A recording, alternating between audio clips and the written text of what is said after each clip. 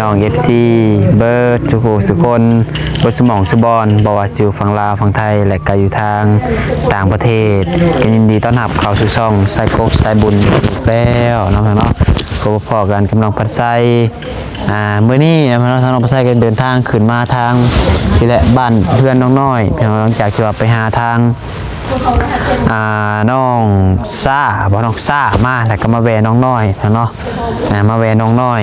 ก่อนเป็นยังไงเนาะไปเดี๋ยวนะผมเป็นจะพาไปอยู่ข้างหลังพวกแหละเนาะมากับเจ้าพารวยเฮาคือเก่าเนาะลูกชายพารวยแม่เจ้าพารวยได้สื่อเพิ่นนี่เนาะFC ได้ตังค์ให้เจ้าพารวยได้ว่าหมอแต่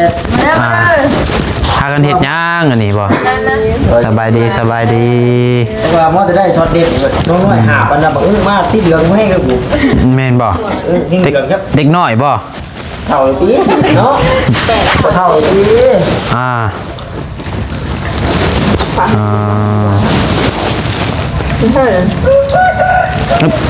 ปลายังมีหวานแฮมคอเลยนะปลาทอดยังหวานโอ้เห็ดเนี่ยก่อนน้ำหวานชีมือมาพี่น้องโอ้ยฮอนท้องหิวเข่ากินนอนห่อนเลยบอกน้ำหวานนะนี่มันเย็นกันนานเย็นนะไม่โถเลยว่ะมันสีหวานอยู่บ่เลยหวานเก่งขนาดนี้บ่ฮ้อนนะบ่ฮ้อนเลยบ่ขนาดนี้ยังหมาดเบิดเลยบ่เลยปลามันเย็นเองสิกว่านี้เราเยอะแค่พอน้ำตาลถึงโลละอีกคนหนึ่งจนคนโดนปลามึงอื้อเลยบาจิตแล้วบาจิตแล้วน้อยกินเพาะแล้วยำตุยโดนแตก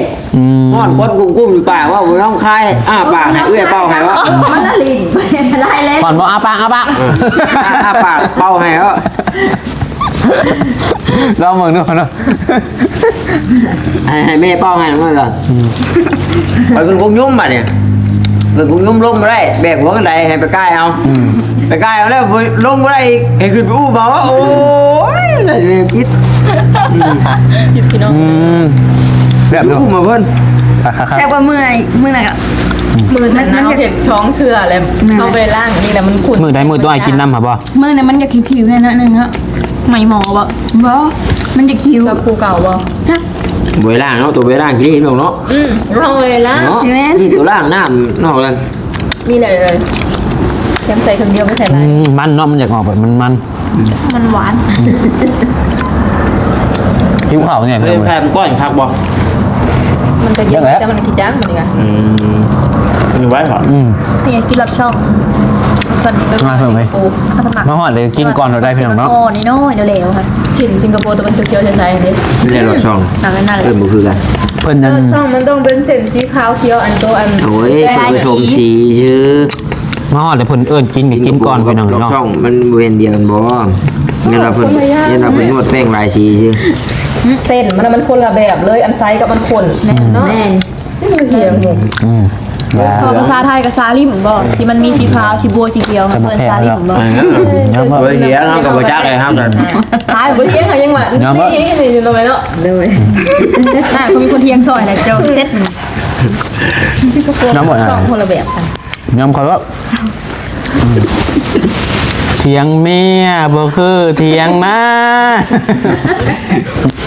เข้าใจส่วนไรไอ้ก็ไม่เถียงหรอกแต่นี่เขาไม่ได้แพ้เขาได้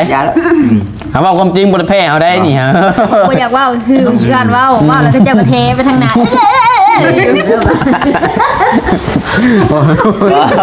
ตอนนี้นะเจ้าเฮ่แล้วยังน้อยแม่เจ้าเลยหลายงานเลยยังบ่มีเด็กน้อยทำมิตรน่ารักเป็นว่าวเงินบ่เลยอันนี้แม่เขาตะกี้เขาเป็นคนหมักว่าวแม่ตะกี้ก็ไปว่าวทำได้ได้เขาจึงบอกเขาเป็นคนนักปากแม่คนบนถามจ้างเขาจะถามเขาก่อนเขาจะน้องผีคุยแต่ทำได้จริงเขาบริให้ไปจ้างไฟว่าน้ำกับว่าวแต่ให้ว่าวก่อนน้ำบ่อได้คนตุ้ยมันไงคล้ายคนมากคนละข้าวกันได้ไปยืนกันนี่ห้วน ไม่มาไปกับอีแม่จบตัวว่ายังขี่รถไกลยังเอิญน้ำหลังกันอยู่นะเกิดจนหายเอาว่าดูเขาก็ได้แล้ววะเยอะขี่รถไกลน้ำพายยังเอิญทางกบกว่าอยู่เนาะเอารถจะขี่ได้วะคุณหมดบ้าเลยวันนี้บอกเป็นหมด แซ่บกินเป็นยังไงเนาะครับสร้างบ่มาจำติ ก็ร้อนอยู่แล้ว อ๋อมันหน่อยบ่เมาแล้วบ่ได้กินบ่น่ะ จะวางกูเองเราไม่อยากนี่ เนี่ยให้กินอย่างอื่น กินเผ็ดมาใส่หวานนะโอ้เป็นไปเบิดแล้วเนี่ย แต่เพชรเพื่อให้กินน้ำฮอด เห็นเป็นสื่อมัน บ่ มันถึงกับคนบอกก็ได้นะแม่เฮากินฮอนเธอได้ให้เขาให้ที่ตายเขาเขาต้องกินเต็มน้ำเย็นให้เขาทำเผ็ด สร้างเป็นยังคือบ่มาหน่อยจังมื้อแล้วเพิ่นบ่มาช่องมื้อนี้บ่ 3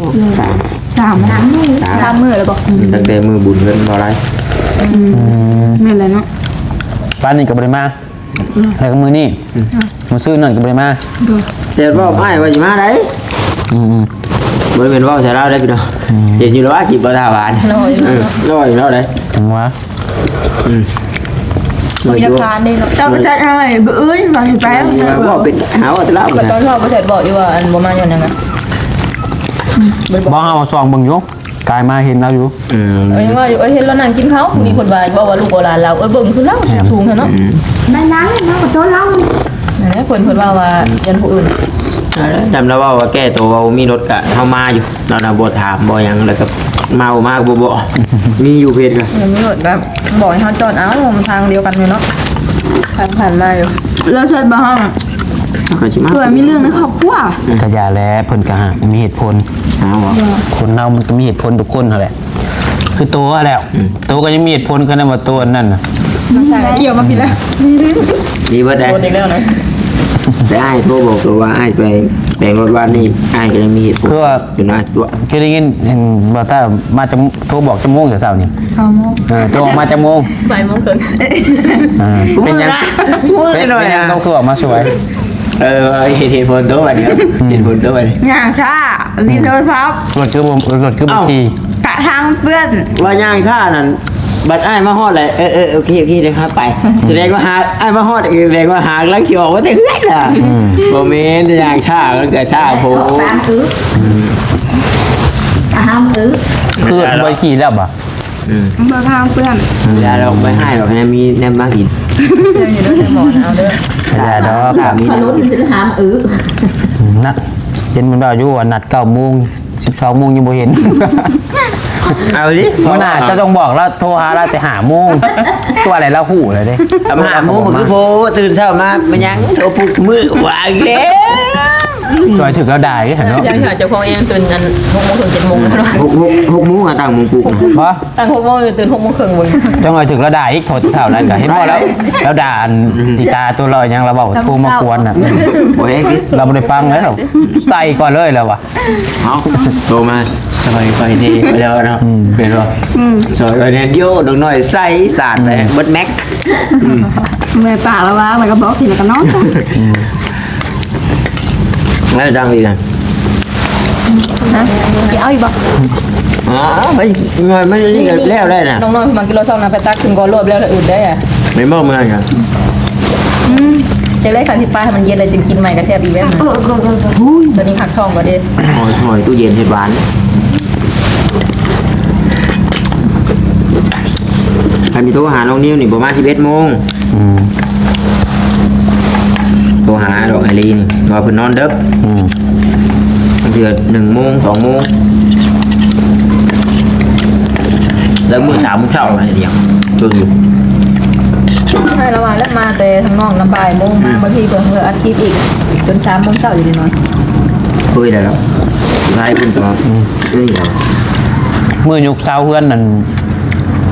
น้องโบงอ่ะเด้สาวหันนะ4:30 นว้าวยังบ่นอนบ่าวลีบ่าวบี้เอาจนลุกมื้อน่ะบ่าวลีก็หาวจนลุกแล้วจึงลุกตอบมันนั่นแซ่บอยู่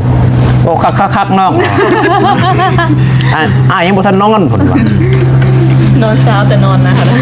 ลึกลิ้นเนาะเราลืมอะไร แล้วมื้อก็ 3-4 โมงแล้วนอน ตื่นนอนนอน แต่ว่า เราหาขาไปมือใหม่จริงนอนค่ะ หมดว่าเพิ่นนอน4 โมง4 โมง 5 โมง 6 โมง 7 โมง 8 โมง 9 โมง 10 โมง 11 โมง 12 โมงมันก็7-8 ชั่วโมงคือเก่า ในวันนะบ่แม่นว่าบ่อิ่มได้แต่ว่าเพิ่นเคยเด้อเด้ โดยเอาพี่น้องเนาะคลิปนี้ก็บ่มีหยังหลายก็จ้างก็บ่มาก็บ่แนวสินั้นเนาะคือว่าเพิ่นติดกะโหลกอะเนื้อแต่พาบ่เก็บงานพานั่นนี่เนาะ โลคนละเฉดแล้วนะโล พากับตัวตัวตัดนะแข็งนี่นะ โดยก็เงินน้องน้อยที่แรกน้องบ่ใช้ว่าสิซื้อเป็นพวกบานมาให้นั่นแหละคือว่าอะไรละบาดนี้งบมันบ่พอ เท่าไหร่ก็บานเบิดทั้งหมดจ้ะ หลายล้านเติบเฮาก็ยังบ่ได้หลายแต่ว่าเงินมันกลายงบ มันกลายงบเลยแม่นบ่แม่นบ่หลายแล้วดิ เกือบขนาดพวกเอียงกับบ้านละ200,000 บาท 10นี่ประตูตัวนี้นี่ประตูคู่นี่ บ้าน นะ ตู้มันเป็นล้านเลย ล้าน6บ่คือล้าน5นี่แหละอันนี้นี่ใบละ500,000 แพง แม่นดิแม่นดิ ไว้การ์ตูนประตูบุกเยี่ยมมาใบ250,000อะไรเบิ่ง เจ้ไปนะถ้าเติมมีได้ในแพงๆนะ เติมหนึ่งอยู่แม่น แต่แกสลักแพง นี่เพื่อนนอกเพื่อนชาวพรฮะชาวพรนั่นอะไรฮะ ๆโคติทับอ่ะ ซอยว่าไอเตียงซื้อ8 ล้านบ่ อ้าวทุก คือเท่าไรแหละมันอันไล่น่ะเด้ ลายมังกร ลายหัว จักไล่ยังลืมเลย พัน 8 ล้าน เขียน 8 ล้านคือ8 ล้านคือ6 ล้านเนี่ย สูงเท่าไรกว้างเท่านั้นคือแพง แล้วมันเป็นแบบนั้นเขาแก้สลัก บ้านขู่เลยแกมันแหละไหลไหลขาฟิม แพงปันได้ถามแล้วผม แต่วันนี้ก็จะคิดชื่อยังว่าพังเบิ่งว่าสิชื่อสีท่าเอาอ่ะคำว่ามันสิพอกำลังบ่พอแล้วก็น้ำปลาใส่สิเก็บไว้ใส่น้ำมัน ไว้เดียวกันมาสิเดี๋ยวบนน้อยเราต้องลงทุนสิ แม่นหยอกเพิ่นก็สิเก็บไว้ชื่ออุปกรณ์ให้น้องเพิ่นเนี่ยคะแนนว่าได้สิปรึกษาก็ไม่ดีก่อนเพื่ออะไรซื้อบ้านเนี่ยสิขอนำไม่ดีตื้ม คือว่าไงเจ้าชื่อจุ๊บเจ้าพายได้พาเอาด้านเทน แม่น ก็ดูพอแต่ก็ดื่มเอาแล้ว ยังเหลืออุปกรณ์ยิบย่อยพวก ทั้งเบิ่งเป็นน้องเนาะ แกเหมือนขึ้นไหนเดียวไหลมาหลายใด บ่หน่อยได้ ตอนเราขายอยู่มงเก่าไหลเสร็จเถื่อ2-3 พันโลไปเอา เงินเดือนนี่เท่าไหร่ก็น้องตัวนั้น 3 ล้าน 3 ล้าน เริ่มคนลูกบินบรรทับนักแข่นักว่า พอตีนิดนึงหาดูตัวพอภาษาถ้าเพิ่นเบิ่งคลิปนี้ก็ให้นึงเนาะมันหาเครื่องยาก มันหลายคน หลาย หลายเขาในขนาดนั้นก็ หลายเลย หลาย นะเวทีเฮ็ดบินให้กับเป้าละเอียด ไปนั่งถ่ายอยู่รถไปซื้ออันเอียงก็ก้อนประตูยัง2 อัน เป็นชั่วโมงมาที่เถอะอยู่กันลุ่มชุด ขอโทษขออภัยนำเนื้อสวาหัวหน้าคนมาเขียนคลิปเนาะกาตามรีวิวไอ้เพิ่น เอาดิแต่ว่าเรื่อง ความรู้สึกลูกค้า งานบริการดีสินค้าดีอันพื้นที่กองพังอันอุปกรณ์ยังหลายก็แต่ว่ามันหายากลูกค้าหาไม่เห็น แต่ว่าของทองของไทยน่ะอยู่ห่างครบ ว่าง่ายก็คือซ่า แม่นมันหลายเด้ เนาะมันจะว่าอ้ายหูมองเอาอะไรอ้ายย่างไปกับพนักงานคืออ้ายที่ได้เครื่องไว้กว่าสำนั้นเลย ไว้ก็จริงบัดนี่ตอนมาไล่เงินนี่ตามคิวเลยพาสาวแจ๊บไป10 โมงนัดกับสาวแจ้งได้10 โมงบ่ายโมงอ่ะเพื่อจะเอาเงิน คือสิได้ออกงานเนาะ โถมันเดียวเลยมันเปลี่ยนเลย เอ้าพี่น้องไอ้เนาะ คืออะไรก็บ่ถึงใจ คือว่าบ่แม่นว่าเพิ่นบริการบ่ดีย้อนเพิ่นบริการดีเจ้าไปซ่าเด้ตามคิวเด้ คือคนที่เขาก็ คิวเพราะว่าคือเฮาผู้ไปซื้อนี่บางทีนี่ของเล็กๆน้อยๆเฮาอยากจ่ายเงินจวดน่ะคือน้ำห้านทั่วไปเฮาออกมาทีนี่บ่ได้ต้องคิวที โดยโอ้ยแซ่บน้องวานนี่แซ่บหลายแซ่บบ่น้อย เลยว่าว่า อย่าเด้อนั่งอยู่ในพวก มันเย็นเอาไว้ตัวจริงแก้วไป มันเย็นก็คือว่า เพิ่นน่ะมันเย็นว่า เอาน้องไอ้เนาะไป ว่าอะไรเนี่ยโอ้ คือว่าทางเพื่อนซานเพิ่นก็ประมาณนี้เนาะทางยุด2-3 มื้อแล้วเป็นยังไงก็ มื้ออื่นจักเพิ่นสิมาหรือบ่เนาะถ้าเบิ่งถ้าติดตามเบิ่งพี่น้องเอ้ย เมื่อนี่ตอนเช้านี่ แสดงว่าเพิ่นมาเฮ็ดนี่ก็คือสิแล้วและปานนี้เนาะ ตัวบอกชาติขึ้นมา อืม ขึ้นมาเช้าเลยผมมีประโยชน์ ถูกแล้วติบ่บัดนี้เจ้าจะมาช่วยแล้วเฮงมาค้ำบัดนี้อันนี้เออ เนาะ มันขับเลยก็ถือตรงนิ้วเลยได้ บ่ตะกี้ว่าตะกี้หาดำหน้าตะกี้ฮะบัดนี้หาหยังเกาะบัดนี้ นอนลืมตื่นฝนตกบัดนี้พ้นแหละจักสิยังอีกพี่น้องเอ้ยเนาะก็พิจารณาเอาหั่นแหละ บ่อาบน้ำคือแต่งตัวแบบนี้คน พิจารณาเอาพี่น้องบ่ได้ว่าสิเว้าสิน้องเพิ่นดอกก็ให้เบิ่งเอานำกันตัวจริง ได้ได้กัน น้าว่าอย่างก็แล้วแต่ดอกน้องก็ใครเนี่ยแต่ว่ามันบริมีเวียกอย่างพวกปลึกนะบริมีเวียกว่าบริว่าขนาดนั้นขนาดนี้ บ่แต่ว่าคันผู้บางมื้อเพิ่นมาเพิ่นพาวก็เพิ่นอยู่บางคนเพิ่นพาวนะบางเทื่อเพิ่นไปหลายทาง เอานี้ คันว่าทางที่ดีก็คันว่าเฮ็ดได้ก็คันว่าบ่มีเวียกหยังก็ออกมาท้าเนาะ บางคนหาเลยครับบ่เห็นมาแล้วไปทางอื่นก่อนเห็นคือเฮามากินเฮาก็บ่เห็นไปก่อนเฮาก็ เอานอกประเทศแล้วขึ้นทุนก่อนนะ มาแล้วเทื่อหนึงฮะมาแว่แล้วพี่น้องเอ้ยแต่ว่าบ่ต้าว่ายังบ่เห็นว่าซั่นบ่เห็นผู้ใดมาก็เลยแบบไปก่อน แม่คือกลับหัวเขียวแล้วทรงเขียวแล้วมัน บ่ ครบเป็นแม่ ก็ดีขนาดนั้นคะแนนว่าบ่มีเวียกมีงานหยังก็ออกมาถ่านอนดินอยู่เพื่อนนี่ก็ได้เนาะ มาเป็นคนว่ายัดปุ๋ย เฮ้ย แล้วมันมีปุ้ยคนไหม พี่ก็ได้กินปุ๋ย สมมุติว่าเฮือนแล้วคันว่าในนั้นคันเฮือนแล้วสิกล้ามาอยู่บ่ซะ ชิบได้ทับทิพย์แล้วก็แล้ว ห่านเฮาว่าย่านพี่ปุ๋ย ให้บ้าแม่ไม่บ้า เด้เนี่ย แม่มาจากของพี่ปุ๋ย เป็นไผเว้าซะ นี่พี่ปุ๋ย ลูกได้ไหนปุ๋ยแม่จะมาจากอันนี้ได้พี่ปุ๋ย คันว่าห่วย ปุ้ย คะแนนว่า จากผีเป้า เจ้าละเพี้ยแบบ ปอบซื้อกระหังผีกังก้อยผีในโคกในป่าผีในป่าในดงเจ้าที่เจ้าทาง คะแนนว่าเฮ็ดแล้วแหละบ่กล้ามาอยู่ก็ห่วยหยุดก่อนแหละบ่เฮ็ดพอซะนี้ไปเฮ็ดบ่อื่น ให้เพิ่นเอางบไปซอยบ่อื่นเอาเฮ็ดเพิ่นบ่กล้ามาอยู่ได้ซะเนาะ บอกว่าชาย ฮะ ออกรถใหม่อีกแล้ว เพิ่นอยู่ เปล่าได้ รออยู่หักอยู่คือจักรถเพิ่นเป็นหยังแหละก็บ่เข้าใจปานใดการไปเปลี่ยนบ่คนใด เดี๋ยวมันนี่ก็ออกใหม่แล้วเนาะ ไปเปลี่ยนเนาะซื้อเป็นให้เปลี่ยน ไปซะพี่น้องเนาะมีแต่ว่า FC เพิ่นก็ยังถ่ารุ่นอันผู้โชคดีอันโชคใหญ่อยู่พี่น้องเนาะก็ยังบ่ฮู้ว่าสิเป็นผู้ใดเนาะขึ้นมาทางพี่ก็ยังบ่มียังบ่แม่นของน้องน้อยแล้วก็บ่แม่นของอันน้องซ่าพี่น้องซ่าก็แม่นอยู่แต่ว่ามอบไปแล้ว2ล้านน้องซ่าก็ได้ น้องชาติเป็นของบอต้านี่ โชคใหญ่20ล้านสิเป็นของไผพี่น้องเนาะ จะระวังเพื่อจะมาทาง แต่แล้วเงินบ่ได้อยู่ทำไมอ้ายให้เพิ่นแล้ว ไอ้เป็นของข่อยดี FC ก็ตอนนี้ก็หลายคนก็ว่าของน้องเบลซื้อโทรศัพท์น้องเบลกับเบิ่งกันพี่น้องเนาะสมมุติว่าเป็นของเจ้าอีดีจะเห็นได้ฮะ ใจ จะซื้อหยัง ซื้อยังก็ในเงินนะ ขนาดได้เงินเป็นของเจ้า มีได้เกิดมีสมาชิกในโทรศัพท์นี่แหละ คันว่าเป็นของเจ้าเขาจะซื้อโทรศัพท์ พอจะได้อยู่แล้ว ก็ทุกอย่างมันมีเวลาของมัน มาจะเป็นตัวตัวที่อ่ะ เอาไฟแล้วค่ะโอ้โหมันจะพังเข้าโอ้ใบป่ะ ตัวบอแต่ตัวว่าซื้อผัวเนาะ อย่าแล้ว เอาใหม่เอาใหม่เอาใหม่เอาใหม่เอาใหม่ได้จะเป็นตัวตัวที่เอาไปเลย บ่ได้ดอกขนาดนี้ขนาดสิซื้อ 50,000พี่น้อง ขนาดสิซื้อเพื่อซื้อหยังไรสิได้อยู่ มันจะได้เพลงหาหมื่นบุก 50,000 มันเรียกเรื่องผัวที่ยันมันมีไผอ่านเด้อ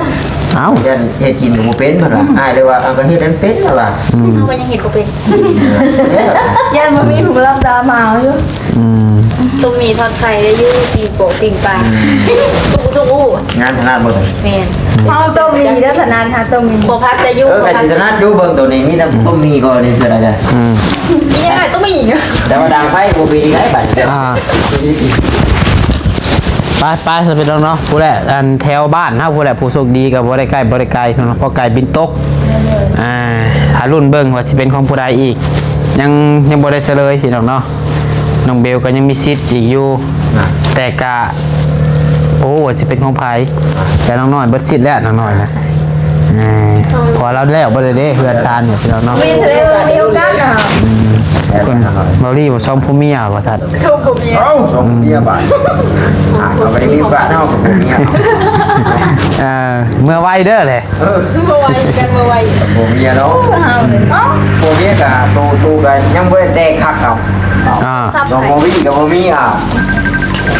ง่ายเลยนี่ ยาวบ่ คงโต๊ะผิวง่ายเชิงนี่ ป้าจ้าพี่น้องเอ้ยสำหรับคลิปนี้ลำลาก่อนเด้ออยู่ดีมีแห้งจังหวะกันเนาะเรื่องเฮือนซาน้องน้อยกะเดี๋ยวซื้อหยังกะถ้าเบิ่งตัวจริงพี่น้องเนาะคันสีเฮือนสีถ้าเฮือนกันน้องน้อยว่าอยากได้สีเขียวเนาะสีเขียวกับสีชมพูโอเคป่ะพี่น้องเอ้ยสบายดี